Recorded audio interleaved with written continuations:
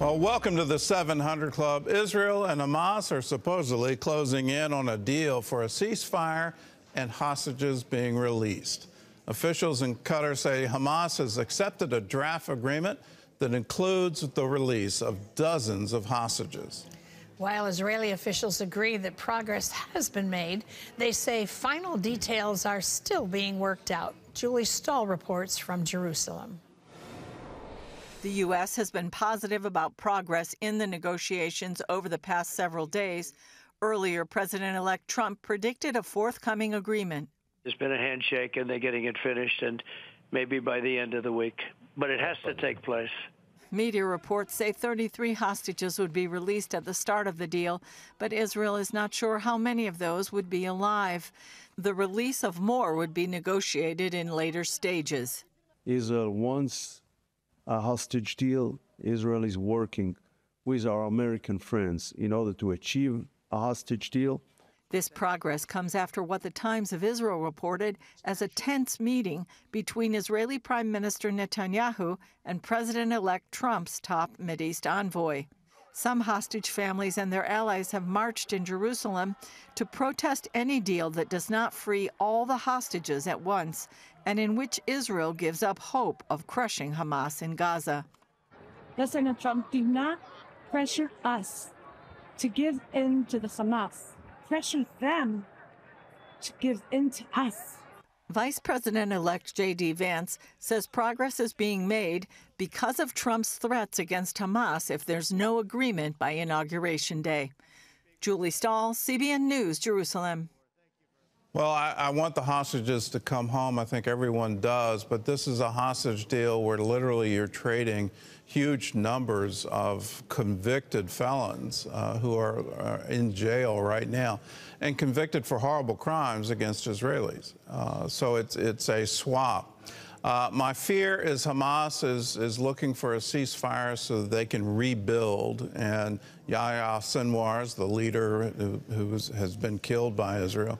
His brother is now assuming control of Hamas. So we can't have a deal that allows them to continue in power in Gaza.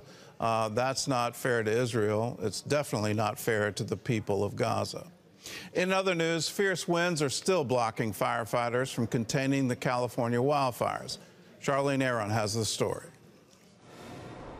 Overnight, heavy winds causing a new fire in Ventura County. The wind is blowing this fire right along the riverbed. Red flag warnings in effect through Wednesday. They said 70-mile-an-hour winds.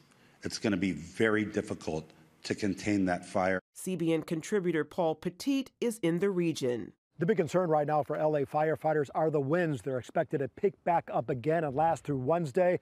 That is a nightmare scenario. Right now, I'm at a mobile home park. This is right across the street from the Pacific Ocean.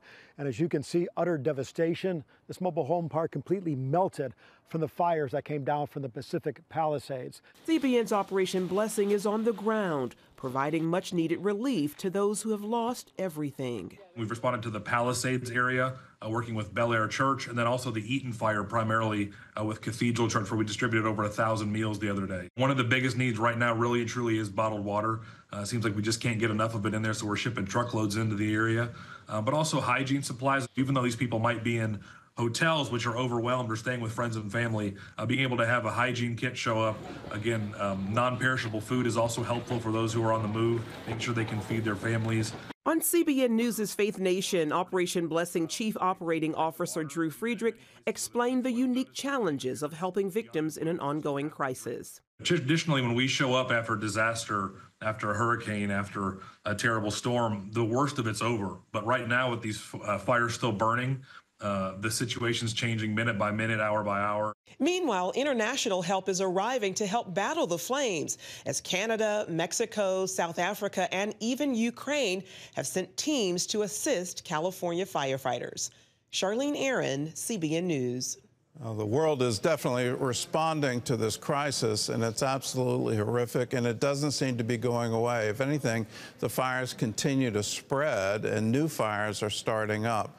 We need to be there for people in their time of need. If you're a member of the 700 Club, you're responsible for the Operation Blessing relief that's happening right now in California. If you're not a member, this is our January telethon where we encourage people to join with us, join in everything we're doing around the world, whether it's disaster relief in California or fresh water wells or free surgeries or hunger relief in the United States, livelihood programs around the world, preaching the gospel around the world. You're a part of all of it when you join. So if you'd like to be a part of the California relief and a part of everything else CBN does, call us and say you can count on me. I want to be a member of the 700 Club.